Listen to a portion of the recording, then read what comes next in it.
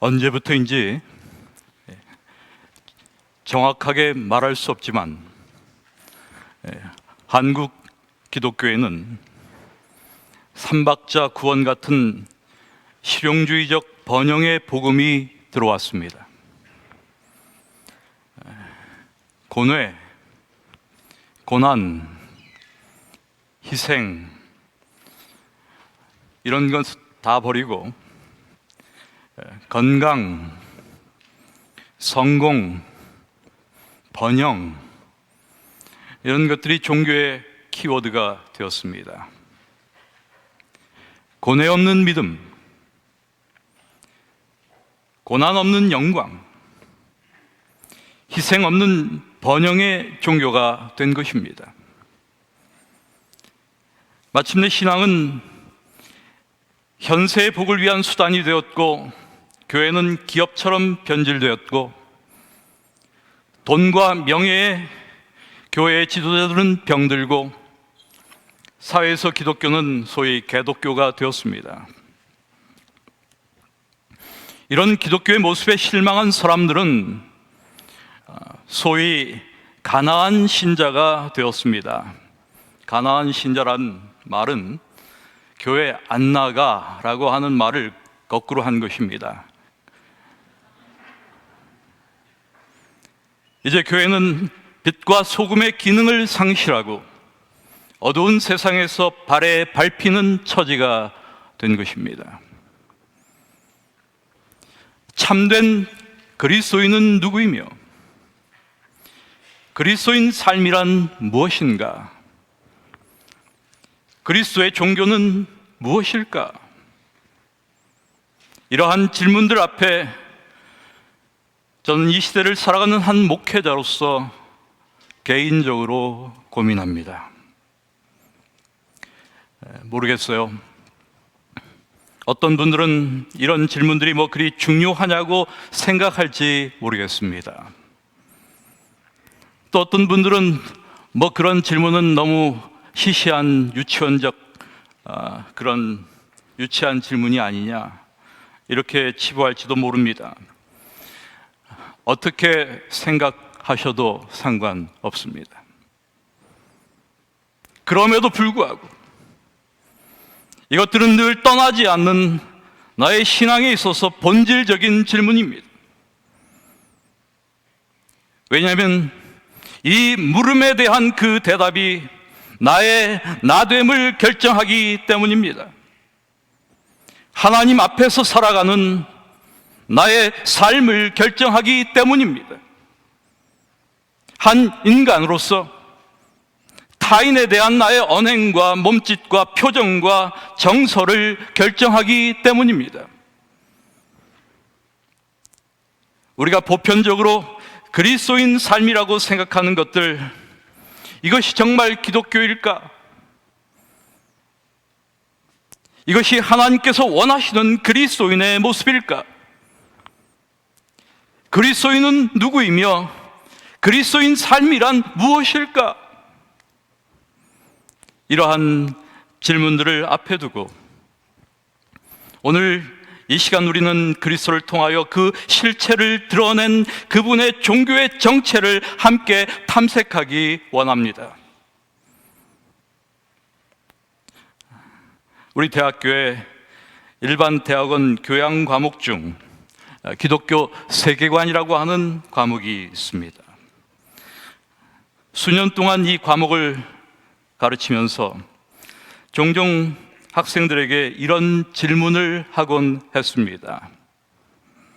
여러분은 그리스도인이 누구라고 생각하십니까? 학생들의 대답은 일반적으로 매우 평범했습니다. 신앙이 없는 학생들은 이런 질문을 별로 진지하게 생각해 보지 않은 듯이 보였습니다. 대체로 그들의 대답은 평이하기 이를 데가 없었습니다. 학생들은 일반적으로 교회에 다니는 사람들이라고 대답합니다. 그럼 저는 이렇게 대답하는 학생들에게 이렇게 말합니다. 교회에 다니는 사람들은 교인이다. 교인들이 다 그리스도인이면 참 좋겠다. 그런데 교회에 다닌다고 다 그리스도인이 되는 것은 아니란다. 그리고 그리스도인이 누구인지를 제가 말하기 시작합니다. 그리스도인이란 그리스도를 따르는 사람들을 의미한다. 그리스도인은 그리스도를 따르는 사람들이다. 그리고 그리스도를 따른다고 하는 그 말은 그리스도의 가르침과 삶을 본받는다는 뜻이다. 이런 이야기를 합니다. 그리고 저는 그렇게 확신합니다. 그리스도인은 그리스도의 가르침을 삶의 이념으로, 그분의 삶을 삶의 방식으로 삼은 사람들이다. 여러분, 동의하십니까? 이것이 그리스도인입니다. 그렇다면 이 시간 저는 우리 학생들이 아닌 우리 모든 성도들에게 이런 질문을 한번 드리고 싶어요. 이런 의미에서 여러분은 진정 그리스도인이십니까? 대답 안 하셔도 좋습니다. 속으로 한번 생각해 보시기 바랍니다. 이런 의미에서 우리는 진정 그리스도인인가? 사실 이런 질문을 하면 교회에 다니는 학생들조차도 대답하기를 주저합니다. 유대인으로서 로마 황실의 역사가가 되었던 유대 역사가 요세푸스의 기록에는 예수와 그리스도인에 대하여 언급한 부분이 딱 한 곳 등장합니다. 유대 고대사 18권에 이런 대목이 진술되고 있습니다. 예수라는 현자가 있었다. 그는 사람들로 하여금 기꺼이 진리를 받아들일 수 있게 만드는 랍비였다. 그는 수많은 유대인뿐 아니라 이방인까지도 그의 곁으로 끌어들였다. 그가 바로 그리스도였다. 빌라도가 유대 유력 인사들의 요청에 의해 그를 십자가에 달려 죽게 했으나 그를 처음부터 사랑하던 자들은 그를 버리지 않았다. 왜냐하면 하나님의 선지자들이 그에 관해 예언한 대로 3일 만에 다시 살아나서 그들에게 나타났기 때문이었다. 하나님의 선지자들은 이뿐 아니라 그에 관해서 수많은 놀라운 일들을 예언했었다. 그의 이름을 본떠 그리스도인이라고 불리는 사람들은 오늘날, 여기 오늘날은 AD 90년경을 의미합니다. 오늘날까지도 남아있다. 이 언급은 제자들이 안디옥에서 비로소 그리스도인이라 일컬음을 받게 되었더라라고 하는 사도행전 11장 20절에 26절의 말씀과 매우 맥을 같이 하는 그러한 말씀이라고 생각합니다. 온갖 로마의 박해를 받고도 여전히 남아 있었던 요세푸스의 눈에 비친 그리스도인들은 어떤 사람들이었을까? 그들은 사회로부터 신뢰받을 만한 사람들이었을까? 기독교는 그 당시 믿을 만한 종교였을까? 사실 이러한 질문은 이 시대에도 중요한 질문이 아닐 수 없습니다. 분명한 것은 당시의 그리스도인들은 거짓말하지 않았고 타협하지 않았고 탐욕스럽지 않았고 자신의 이익까지 희생했던 사람들이었습니다. 이것이 요세푸스의 눈에 비친 그리스도인들의 모습이었습니다. 이 로마 시대의 그리스도인들을 생각하면서 우리는 이 시대의 그리스도인 역시 이러한 모습을 유지하며 이러한 평판을 얻고 있는가라고 하는 질문을 던지지 않을 수가 없습니다. 그리스도의 이름을 본떠 그리스도인이라 불린 사람들, 이런 의미에서 그리스도교는 종교 집단이 아니라 철저한 그리스도의 정신을 본받는 이념 집단이라고 하는 사실을 우리는 생각하지 않을 수가 없습니다. 이런 이유 때문에 우리가 그리스도를 아는 것이 그렇게 중요한 것입니다. 그래서 예수님께서는 이렇게 말씀하셨습니다. 영생은 곧 유일하신 참 하나님과 그의 보내신 자 예수 그리스도를 아는 것이다. 그리스도를 발견하고 그분을 아는 것이 신앙의 모든 것이 되는 이유가 바로 여기에 있습니다. 결국 그리스도인 삶이란 무엇일까? 그것은 그리스도께서 가르치신 것을 깨닫고 그분의 삶의 방식대로 사는 삶이 아닌가? 그러므로 그분이 무엇을 가르치셨으며 어떻게 사셨는지 이런 것들이 정말 중요하지 않을 수 없습니다. 한 번은 제자들에게 예수님은 그분의 삶의 목적과 방식이 무엇인지를 이렇게 말씀하셨습니다. 인자에 온 것은 섬김을 받으려 함이 아니라 도리어 섬기려 하고 자기 목숨을 많은 사람의 대속물로 주려 합니다. 이 말씀을 통해 주님께서는 그분이 오신 중요한 두 가지 이유를 말씀하셨습니다. 섬기고 주려 왔다. 그리고 이것은 그분의 모든 삶과 사역을 바치는 두 기둥이었습니다. 그러므로 이것이야말로 우리가 그리스도의 삶을 이해하는 열쇠입니다. 섬기는 것, 생명을 내어주는 것.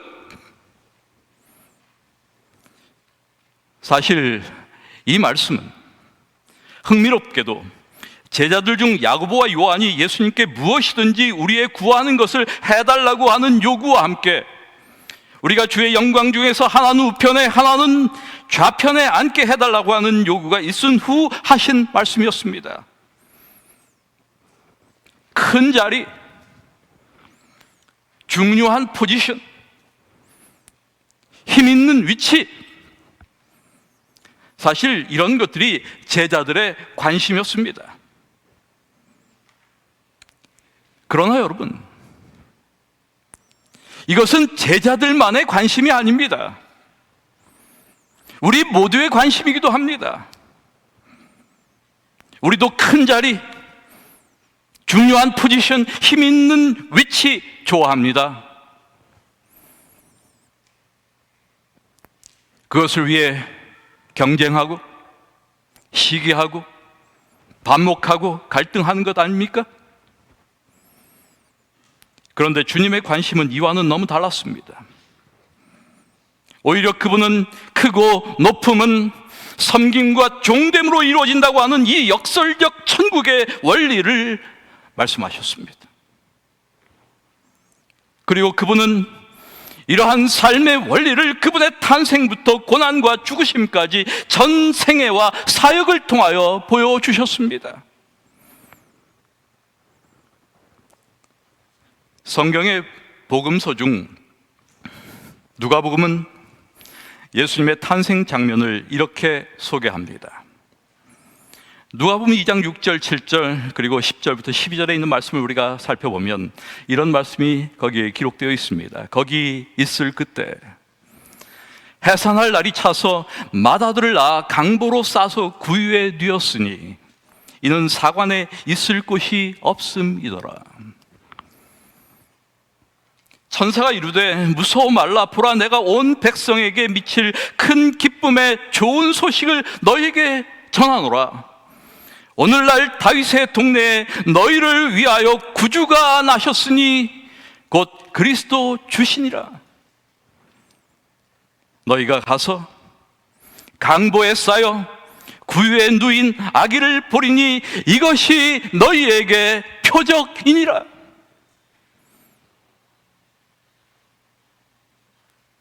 지금 천사가 들판에 있는 목자들에게 나타나 이런 말씀을 전해주고 있는 것입니다. 도대체 이것이 무슨 표적입니까? 이것이 구주의 표적이다. 그리스도의 표적이라고 하는 것입니다. 다름 아니라 강보에 쌓여 구유에 누인 그 아기, 그 모습이 그리스도의 사인이다. 표적이다. 그런데 여러분, 강보에 쌓여 구유에 누인 것이 무엇이기에 이것이 표적이 됩니까? 그 표적에 담긴 모티브가 과연 무엇일까? 여기에는 매우 의미 있는 모티브가 숨겨져 있습니다. 강보에 쌓여 구유에 누인 아기의 이미지 속에 담긴 그 모티브는 과연 무엇일까? 사실 우리는 강보에 쌓여 구유에 누인 아기 예수의 모습을 너무 낭만적으로 이해하는 경향이 있어요. 이 장면을 매우 평화롭고 따뜻한 모습으로 연출하는 것입니다. 마구간 안의 평화로운 모습, 구유에는 푹신하고 포근하게 집이 가득하고 그 안에 강보에 쌓여 누워있는 아기 예수의 모습, 우리는 이런 모습을 상상하지 않습니까? 그렇게 생각해 보면 그런 생각이 들어요. Not bad. 나쁘지 않아요. 심지어 so romantic. 매우 낭만적이기도 합니다. 그러나 복음서가 말하는 이 장면은 그런 낭만적 모습이 아닙니다.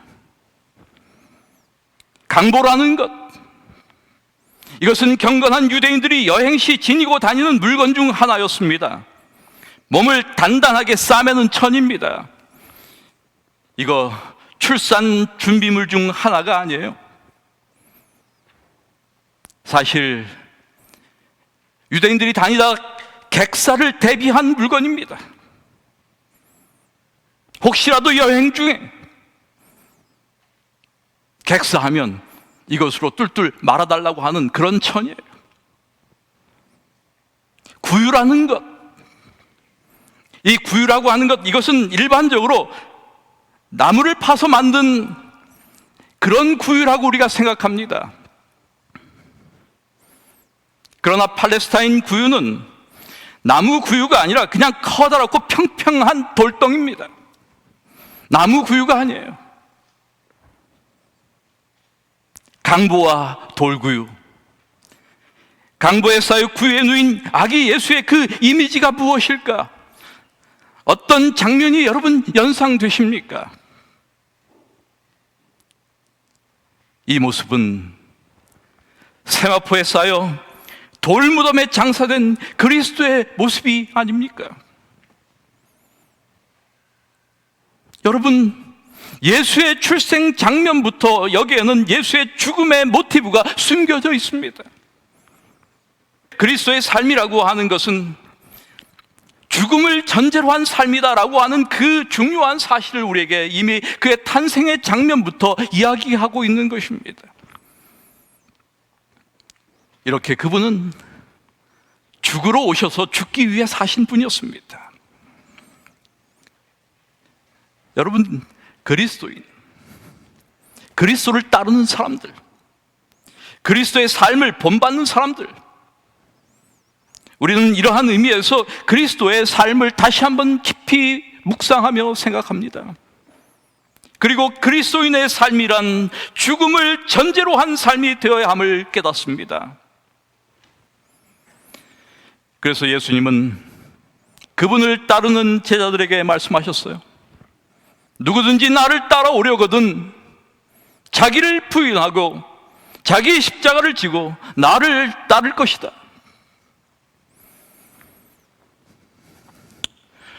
여러분, 이 말씀을 듣는 사람들 한번 생각해 보시기 바랍니다. 이거 너무 심한 말씀 아닌가? 이거 너무 과격한 말씀이 아닌가? 사실 많은 사람들이 이러한 예수님의 말씀을 듣고 제자 되기를 포기하고 주님을 떠났습니다. 이 말은 너무 어렵다, 너무 심하다. 이거 너무 과격하다. 그런데 이러한 예수님의 말씀을 깊이 이해한 사람이 하나 있습니다. 그 사람은 독일의 신학자인 본회퍼였습니다. 그는 The Cost of Discipleship, 제자됨으로 치르는 값이라고 하는 책에서 기독교 신앙을 단 3단어로 요약했습니다. 기독교 신앙이란 그리스도의 제자가 된다는 것은 Come and die.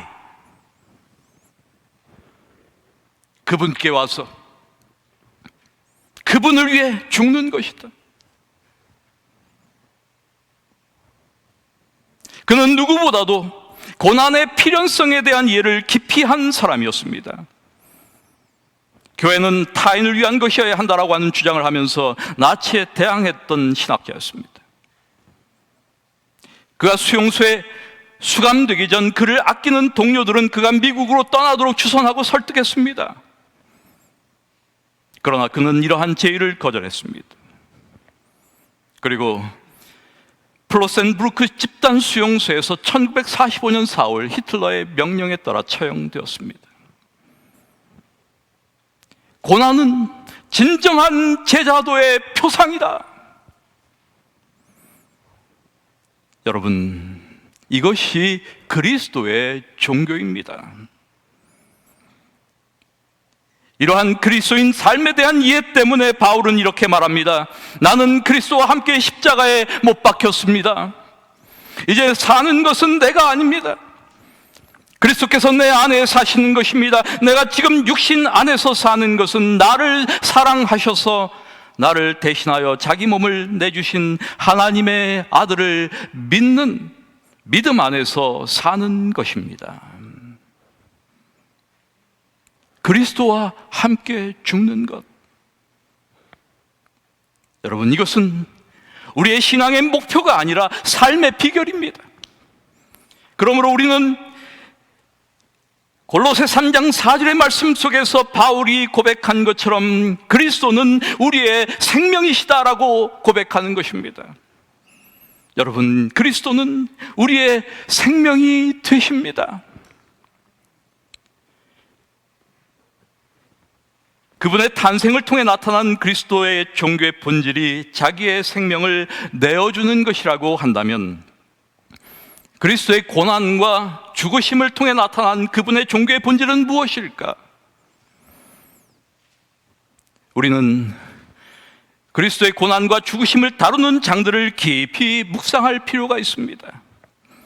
군병들이 예수님을 희롱하고 예수를 십자가에 못 박은 후 십자가에 달리신 예수를 향해 계속 조롱이 이어집니다.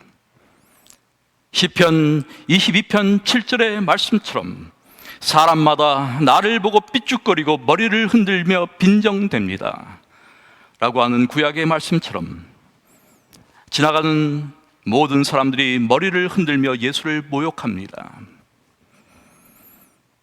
그런데 이와 마찬가지로 대제사장들과 서기관들과 장로들이 여기에 가세합니다. 그들은 이렇게 조롱합니다. 그와 같이 대제사장들과 서기관들과 장로들과 함께 희롱하여 가로되 저가 남은 구원하였을 때 자기는 구원할 수 없도다. 여러분, 그런데 우리는 그들이 무엇이라고 말하며 예수를 조롱하는지를 주목해야 합니다. 그들은 자기를 구원하지 못하는 것을 지금 조롱합니다. 이것은 그들이 가지고 있는 자신들의 종교에 대한 이해가 무엇인지를 우리에게 아주 분명하게 보여주는 대목이 아닐 수 없습니다. 그들의 종교는, 그들의 종교의 중요한 가치는 자기를 구원하는 것입니다. 다른 것은 중요하지 않습니다. 그가 어떤 일을 했건, 어떤 훌륭한 업적을 남겼건, 어떤 위대한 봉사와 선행을 했건 상관없습니다. 그것은 중요하지 않습니다. 자기가 구원받지 못한다면 아무것도 아닙니다. 사실 간단히 생각하면 대단히 맞는 말이 아닐 수 없습니다. 내가 구원을 받지 못한다면 다른 모든 것이 무슨 소용이 있나? 이렇게 생각할 수 있습니다. 이것이 대부분의 사람들이 가지고 있는 종교적인 인식이기도 합니다. 그래서 우리는 자신의 구원을 위하여 애쓰는 것이죠. 그러나 여러분, 놀랍게도 저들이 조롱하는 그 조롱의 언어 속에 예수 그리스도의 종교의 본질이 그대로 드러나고 있습니다. 저가 남은 구원하였으되 He saved others. 그가 다른 사람들을 구원하였다. Others. 그들이 조롱하는 이 말 속에 놀라운 사실이 들어있는 것이죠. 예수는 다른 사람들을 구원하였다. 예수의 종교는 다른 이들을 구원하는 종교라는 것입니다. 그렇습니다, 여러분. 그리스도의 종교는 타자를 위한 종교입니다. 타인을 섬기는 종교, 남을 구원하는 종교, 타인을 섬김을 통해 그 종교의 본질이, 가치가 드러나는 종교라고 하는 말입니다. 나만 구원받겠다고 애쓰고 발버둥치는 그런 종교가 아니다. 자신의 구원만을 위해 애쓰고 기도하는 종교가 아니라고 하는 뜻입니다. 섬기기 위하여 이 땅에 오신 그리스도, 그분은 그분의 전생애를 통하여 그분의 종교의 성격이 무엇인지를 우리에게 보여주시는 것입니다. 우리는 구약에서도 이러한 그리스도의 종교의 성격을 그대로 보여주는 한 장면을 마주합니다. 그것은 모세의 간구입니다. 금송아지를 만들어 이를 하나님이라 하며 경배했던 이스라엘의 범죄 앞에서 하나님 앞에 드린 모세의 기도입니다. 이제 그들의 죄를 용서해 주십시오. 그렇게 하지 않으시려면 주의 기록하신 책에서 저의 이름을 지워 주십시오. 한 위대한 지도자의 기도 속에서 참된 하나님의 종교의 그 성격을 우리는 읽는 것입니다. 여기에 그리스도의 종교의 위대함이 있습니다. 여러분, 그리스도의 종교는 도그마의 종교가 아닙니다. 그분의 종교는 우리가 일반적으로 중요하다고 생각하는 옳은 교리나 진리로 대표되는 종교가 아닙니다. 그리스도교의 가치는 타인과의 관계 속에서 구현되며 드러나는 것입니다. 우리의 삶의 일상을 통하여 실현되는 것입니다. 놀랍게도 이것이 대제사장들과 서기관들과 바리새인들이 관찰한 그리스도의 종교의 특징이었습니다. 그들은 그리스도의 종교의 그 본질을 제대로 간파한 것입니다. 종교적 기득권을 포기할 수 없었던 이 종교 세력들은 이러한 종교를 결코 수용할 수가 없었습니다. 이것은 그들이 원하는 종교가 아니었습니다. 그리스도의 모든 고난과 죽으심을 가까이에서 지켜본 로마의 군인 중 하나인 백부장은 그 모든 일을 보고 이렇게 말합니다. 백부장이 그 된 일을 보고 하나님께 영광을 돌려 이르되, 이 사람은 정녕 의인이었도다. 이 사람은 의인이었도다. 마태는 그 표현을 진실로 하나님의 아들이었도다라고 기록하고 있습니다. 정령 의인이었다. 정령 하나님의 아들이었다. 여러분, 그리스도의 종교는 이렇게 타인을 섬김으로, 남을 구원함으로, 다른 이들을 위하여 자신을 내어줌으로 그 정체를 드러내는 것입니다. 이런 이유로 바울 역시 고린도 교회 신자들에게 이렇게 권고합니다. 나와 같이 모든 일에 모든 사람을 기쁘게 하여 나의 유익을 구치 아니하고 많은 사람의 유익을 구하여 저희로 구원을 얻게 하라.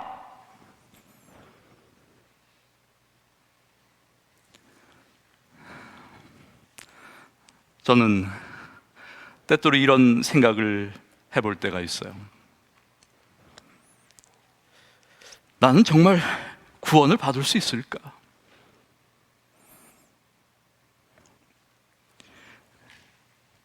나는 진정 구원을 받을 수 있을까?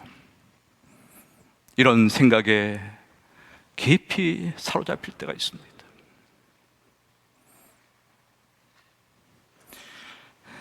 사실 이 질문에 대하여 생각할 것도 별로 없습니다.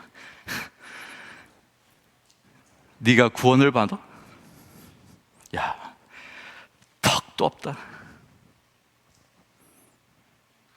사실 솔직한 제 마음에서 나오는 소리입니다. 턱도 없는 소리다. 그러다 문득 내가 구원을 얻는다면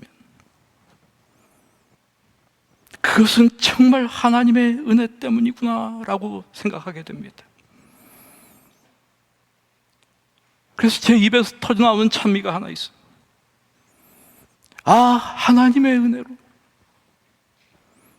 이 쓸데없는 자 왜 구속하여 주는지 난 알 수 없도다. 나는 그저 확신한다. 내 모든 형편 아시는 주님께서 그저 은혜로 날 구원해 주실 것을 확신한다.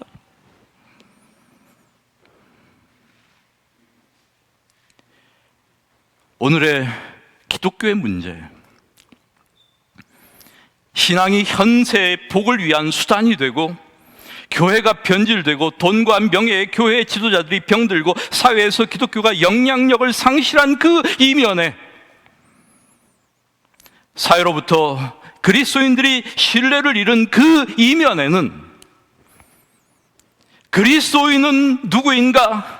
라고 하는 이 기본적 물음에 대한 진지한 성찰의 부재가 있음을 기억하셔야 합니다.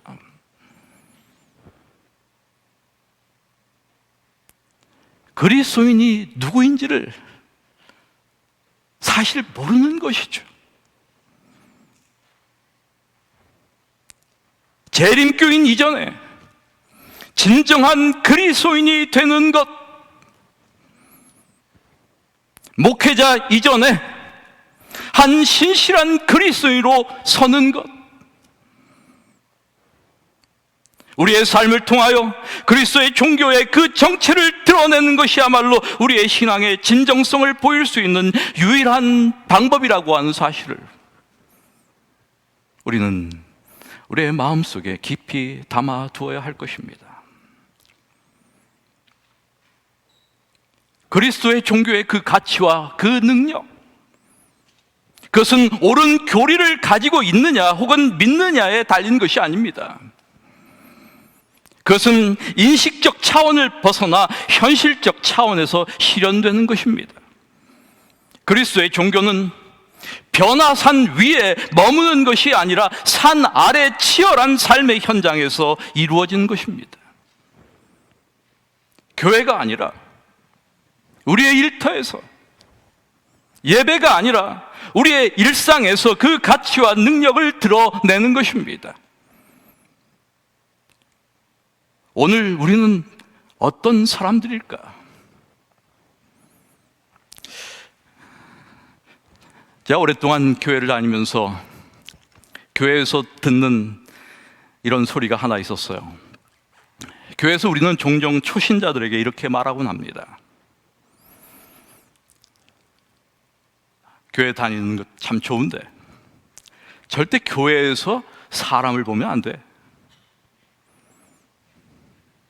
나를 보지 말고, 사람을 보지 말고 예수님만 보세요.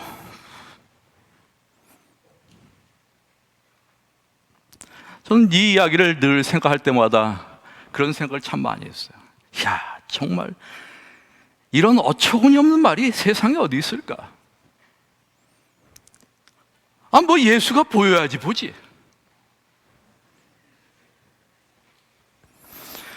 여러분은 어디에서 예수를 보셨습니까? 여러분, 예수는 그분을 믿는 사람들에게서 보이는 것입니다. 사람들은 나를 통하여 예수를 본다는 것을 기억하셔야 합니다. 세상은 우리에게서 우리의 복음의 진정성을 듣는 것이 아니라 보기를 원합니다. 우리를 보고 우리의 친구들이, 우리의 이웃들이, 우리의 학생들이 보이지 않는 그리스도를 보는 놀라운 일들이 우리 안에서 일어나야 되지 않을까? 그래야만 우리가 전하는 복음이 의미가 있지 않을까요? 우리는 어떠한 사람이 되어야 마땅할까? 우리는 어떻게 사는 것이 마땅할까? 이 시간 바울의 권고를 다시 한번 생각해 봅니다. 여러분은 그리스도인으로서 서로 격려해 줄 마음가짐이 되어 있습니까?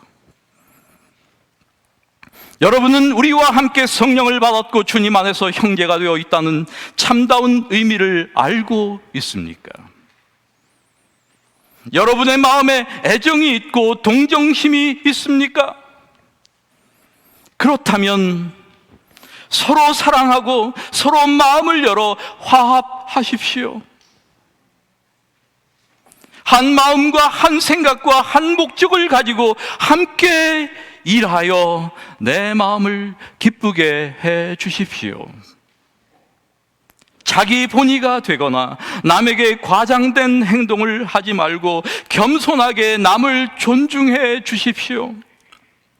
자기 이익만을 추구하지 말고 남에게도 눈을 돌려 그들이 하는 일에 관심을 가지십시오. 그리스도 예수께서 여러분에게 보여주신 자세를 본받으십시오. 너희 안에 이 마음을 품으라.